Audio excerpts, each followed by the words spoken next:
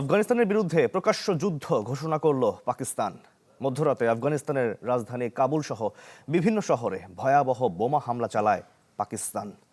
হামলায় এখন পর্যন্ত 133 তালেবান সদস্যকে হত্যার দাবি করেছে তারা। এছাড়া আফগানিস্তানের অসংখ্য সীমান্ত চৌকিও ধ্বংসের দাবি জানিয়েছে পাকিস্তান। পাল্টা হামলার দাবি আফগানিস্তানেরও। গতকাল আফগান বাহিনী পাকিস্তান সীমান্তে দেশটির সামরিক বাহিনীর অবস্থানে হামলা চালালে 2 সেনা নিহতের খবর জানায় ইসলামাবাদ। এরপরই বৃহস্পতিবার রাত থেকেই দুপক্ষের মধ্যে শুরু হয় তীব্র সংঘর্ষ। শুক্রবার ভোরে পাকিস্তানের প্রতিরক্ষা মন্ত্রী খাজা মোহাম্মদ আসিফ এক্স বার্তায় এই যুদ্ধ ঘোষণা দেন। পোস্টে তিনি লেখেন, পরিস্থিতি স্বাভাবিক রাখার সর্বাত্মক প্রচেষ্টা চালিয়েছে পাকিস্তান, কিন্তু পূর্ণাঙ্গ কূটনৈতিক প্রচেষ্টার পরও সমাধান না আসায় ধৈর্যের বাঁধ ভেঙে গেছে। এর আগে রোববার আফগানিস্তানের নানগারহার ও পাক্তিকা প্রদেশে হামলা চালিয়েছিল পাকিস্তান বাহিনী। এতে নিহত হন 13 বেসামরিক মানুষ।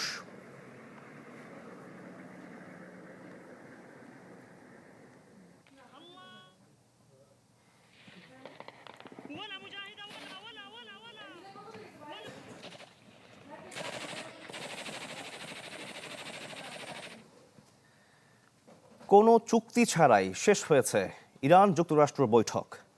তবে আলোচনায় বেশ কিছু অগ্রগতি হয়েছে বলে জানায় মধ্যস্থতাকারী দেশ ওমান। গতকাল জেনেভায় 3য় দফার পরোক্ষ বৈঠকে বসে দেশ দুটি। এই আলোচনাকে সম্ভাব্য সামরিক সংঘাত এড়াতে গুরুত্বপূর্ণ হিসেবে দেখা হচ্ছিল। এদিকে আলোচনার মধ্যেও মধ্যপ্রাচ্যে যুক্তরাষ্ট্র বড় ধরনের সামরিক শক্তি মোতায়েন করেছে। তেহরান ইউরেনিয়াম সমৃদ্ধকরণ বন্ধের দাবি নাকচ করলেও কিছু ছাড়ের ইঙ্গিত দিয়েছে। অন্যদিকে ইসরায়েলের প্রধানমন্ত্রী বেনিয়ামিন নেতানিয়াহু বলেছেন, ইরানের ক্ষেপণাস্ত্র ও আঞ্চলিক মিত্রদের বিষয় চুক্তিতে না থাকলে তা গ্রহণযোগ্য হবে না। আলোচনা সফল না হলে অঞ্চলে নতুন উত্তেজনা সৃষ্টি হতে পারে।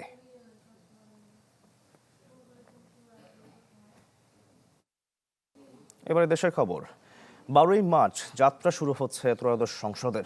বিশ্লেষকরা বলছেন, বিগত 3টি সংসদে দুর্বল বিরোধী দল থাকায় সরকারকে জবাবদিহিতার আওতায় আনা যায়নি। তবে এবারের সংসদে থাকছে শক্ত বিরোধী দল।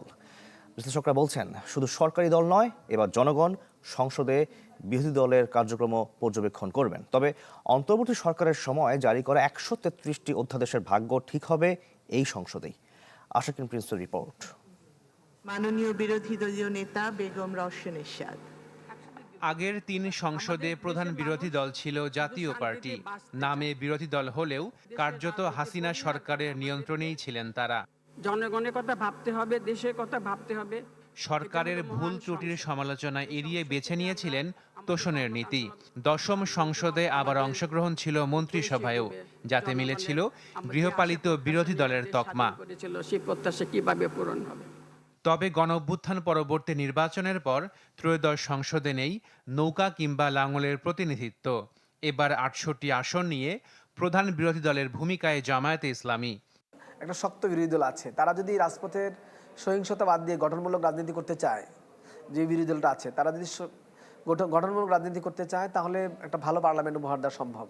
এবং এই রাজনীতিটা হতে হবে সবসময় কোঅপারেটিভ। আমি তা মনে করি না, সবসময় কোঅপারেশন করা দরকার নাই, কিন্তু যেন এমনটা না হয় যেন সবসময় আপনি অসহযোগিতা যেন না করেন, নন কোঅপারেশন যেন না হয়। এই সংসদ গবেষক বলছেন, বিগত 3টি সংসদে নিশ্চিত করা যায়নি ক্ষমতাসীনদের জবাবদিহিতা। বিলগুলো পরীক্ষা নিরীক্ষা করার ক্ষেত্রে দুর্বলতা ছিল। তারপরে প্রধানমন্ত্রীর যে প্রশ্নোত্তর পর্ব ছিল সেখানেও অনেক দুর্বলতা ছিল। তা আমরা আশা করি যে আগামী সংসদ এই জায়গাগুলোতে গুরুত্ব দিবে, যে কিভাবে সরকারকে আরও বেশি জবাবদিহি করা যায়, আরও কিভাবে আরও বেশি সরকারের কাজগুলোকে তদারকি করা যায়। অর্থাৎ ল মেকিং এবং ওভারসিং, এই দুটো বিষয়ের উপর বেশি গুরুত্ব দিতে হবে। বিশ্লেষকরা বলছেন, এবার শুধু সরকারি দলই নয়, বিরোধীদের কার্যক্রম নিবিড়ভাবে পর্যবেক্ষণে রাখবে সাধারণ মানুষ। তাই কর্মপরিকল্পনা সাজাতে হবে অতীত থেকে শিক্ষা নিয়ে। আসবে হলো মন্ত্রীরা কত বেশি করে সংসদ সদস্যদের সমালোচনার জবাব দিতে পারছেন। এটা যেন এমন হয় যে সরকারকে তারা আটকাতে চাচ্ছেন না, সরকারকে যারা ক্ষতিগ্রস্ত করতে চাচ্ছেন না, সরকারকে তারা চলতে দিতে চান, ভালোভাবে চলতে দিতে চান, তাহলে কিন্তু মানুষ খুব ওয়েলকাম করবে। যে কোনো অর্ডিন্যান্স করা হলে এটা সংসদের প্রথম অধিবেশনে উপস্থাপন করতে হয়, উপস্থাপন করা হবে। সংসদ যদি মনে করে যে এগুলোকে গ্রহণ করা যায় তাহলে সেগুলোকে গ্রহণ করবে এবং পরে বিল আকারে নিয়ে আসবে, এবং যদি সংসদ মনে করে যে না এগুলোকে আমরা গ্রহণ করবো না তাহলে সেই অর্ডিন্যান্সগুলোর কোনো কার্যকারিতা থাকবে না আর কি। রাজনীতি এবং সংসদে আওয়ামী লীগের অনুপস্থিতির কারণে বিএনপির জন্য দেশ পরিচালনা তুলনামূলকভাবে সহজ হবে বলেও মনে করেন তারা। আশাকিন প্রিন্স, চ্যানেল 24, ঢাকা। নরসিংদীর মাধবদীতে কিশোরীকে হত্যার ঘটনায় সাবেক ইউপি সদস্য ও বিএনপি নেতা আহমদ আলী সহ 5 জন গ্রেফতার হয়েছে। এর আগে ধর্ষণের অভিযোগ করায় বাবার কাছ থেকে মেয়েকে অপহরণের অভিযোগ ওঠে। গতকাল জেলার মহিষাসুরা ইউনিয়নের একটি সর্ষে ক্ষেত থেকে ওই কিশোরীর মরদেহ উদ্ধার করে পুলিশ। হলুদ ফুলের এই মাঠ থেকে যেন মুছে গেছে বসন্তের রং, জেগে উঠেছে আর্তনাদ, আর আছে 15 বছরের এক কিশোরীর থেমে যাওয়া জীবন। নরসিংদীতে ধর্ষণের বিচার চাওয়ায় বাবার কাছ থেকে মেয়েকে তুলে নিয়ে হত্যা করা হয়েছে এমন অভিযোগ স্থানীয় বখাটে নুরা ও তার সহযোগীদের বিরুদ্ধে। ভুক্তভোগী পরিবার জানায় 15 দিন আগে বাসায় ফেরার পথে মেয়েকে জোর করে তুলে নিয়ে ধর্ষণ করা হয়। বিচারের আশায় তারা যান স্থানীয় সাবেক ইউপি সদস্য আহমদুল্লাহর কাছে, কিন্তু বিচার তো মেলেনি, উল্টো এলাকা ছেড়ে চলে যেতে বলা হয়। ইউপি সদস্যের কাছে যাওয়ায় ক্ষুব্ধ হয়ে ওঠে অভিযুক্তরা। বুধবার রাতে মেয়েকে নিরাপদে খালার বাড়িতে রেখে আসতে যাচ্ছিলেন বাবা, কিন্তু বিলপার এলাকায় তাকে অপহরণ করে নিয়ে যায় নুরার নেতৃত্বে 6 জন। বৃহস্পতিবার সকালে একই এলাকার সরিষা ক্ষেতে কিশোরীর মরদেহ দেখতে পান স্থানীয়রা। পরে তা উদ্ধার করে ময়নাতদন্তের জন্য পাঠানো হয় হাসপাতালের মর্গে। আমরা এই যে বিলফার এই মাথার মধ্যে 6 জন লোক, 6 জনের মধ্যে 5 জন গাছের আওলা শ্যামার মধ্যে রাখা রয়েছে, আর মনে করেন নোরা মেয়ের নাম ডাক্তার আছে, জামে না তুমি আমার বলে আমি তোমার বিয়ে করবো। অনেক কথা শুনে মেয়ে দিছি দৌড় দিলে 3 জনে মেয়েরা তুললে দিছে খুব বাদ। খালা গো ভাই তার লয়ে যান ধরছে বরিতলা চোর দিয়া এই মোড্ডার মধ্যে 6 জন মানুষের আটক করিয়া তার নিয়ে তার আমার জিয়ারে লয়ে গেছে, 2 জনে লয়ে গেছে এমনে, 3 জন গেছে গিয়ে এমনে, 1 জন গেছে গিয়ে এমনে। পুলিশ জানায় ধর্ষণের বিচার চাওয়ার জেরেই এমন হত্যাকাণ্ড ঘটেছে বলে প্রাথমিক তথ্য মিলেছে। আমরা এখানে ঘটনাস্থলে এসেছি, ঘটনাস্থল পরিদর্শন করেছি, আর তার গলায় কাপড় দ্বারা বাঁধা পেছানো ছিল এবং হাত বাঁধা অবস্থায় পেয়েছি। আমরা সুরতহাল প্রস্তুত করেছি এবং লাশ ময়নাতদন্তের জন্য হাসপাতালে প্রেরণ করা হচ্ছে। আর এই ঘটনায় আইনানুগ ব্যবস্থা নেওয়া হবে, নিয়মিত মামলা রুজু হবে এবং তদন্ত সাপেক্ষে পরবর্তীতে আপনাদেরকে জানাবো। এই ঘটনায় বেশ কয়েকজনকে আটক করেছে আইনশৃঙ্খলা বাহিনী। Desk report, channel 24। রাজধানীর মোহাম্মদপুরের জেনেভা ক্যাম্পে সন্ত্রাসীদের বিরুদ্ধে অভিযান চালিয়ে বেশ কয়েকজনকে আটক করেছে আইনশৃঙ্খলা বাহিনী। এ সময় আইজিপি বলেন, অপরাধীদের কোনো ছাড় দেবে না মহানগর পুলিশ।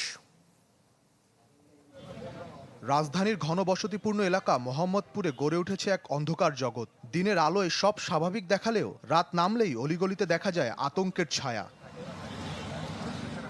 ঈদকে সামনে রেখে মোহাম্মদপুর, আদাবর সহ ঢাকার বিভিন্ন রেড স্পটে চাঁদাবাজি, মাদক ও ছিনতাই মুক্ত করতে বিশেষ অভিযান পরিচালনা করে পুলিশ।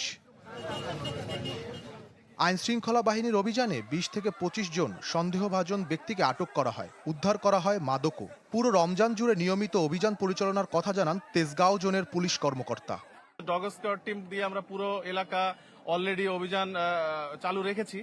এখন আমাদের আরো অনেকগুলো টিম, আমাদের মোহাম্মদপুর থানা টিম এবং সিডিটিসির যে টিম রয়েছে তারা ভাগ ভাগ হয়ে আমাদের বিভিন্ন জায়গায় অভিযান পরিচালনা করছে এবং এই অভিযান আগামীতে আরো অনেক সময় ধরে পরিচালিত হবে। মাঝরাতে নগরীর আইনশৃঙ্খলা পরিস্থিতি পরিদর্শনে বের হন নবনিযুক্ত আইজিপি ও ডিএমপির ভারপ্রাপ্ত কমিশনার। মোহাম্মদপুর, আদাবর ও সংসদ ভবন এলাকা পরিদর্শন শেষে আইজিপি হুঁশিয়ার উচ্চারণ করে বলেন, অপরাধীদের কোনো ছাড় দেবে না মহানগর পুলিশ। অনেক সময় হোয়াইট কলার ক্রিমিনাল যারা বিভিন্ন দলের ব্যানারে থেকে এই সমস্ত নেতৃত্ব দেয়, এগুলাকে আমরা আইনের আওতায় আনবো সঠিকভাবে। নগরবাসীকে আগামী ঈদে যাতে কোনো ছিনতাইয়ের কবলে না পড়ে, ব্যাংকের সামনে থেকে তারা টাকা নিয়ে তারা সঠিকভাবে গিয়ে বাজার করতে পারে, কোনো ধরনের হয়রানির শিকার না হয়, ছিনতাইকারীর শিকার না হয়, এবং সুস্থ সুন্দরভাবে জীবনযাপন করে শান্তিতে বসবাস করতে পারে। আইজিপি জানান, পুলিশ বাহিনীর জন্য আরও সুন্দর পোশাক তৈরির কথা ভাবছে সরকার। সবাই চাচ্ছে এটা ভিজিবল পোশাক, কারণ আমরা যখন বাইরে ডিউটি করতে যাই আমার পুলিশের এই পোশাকটাকে ওইভাবে মানুষের চোখে পড়ে না। ইমতিয়াজ মাহমুদ, চ্যানেল 24, ঢাকা।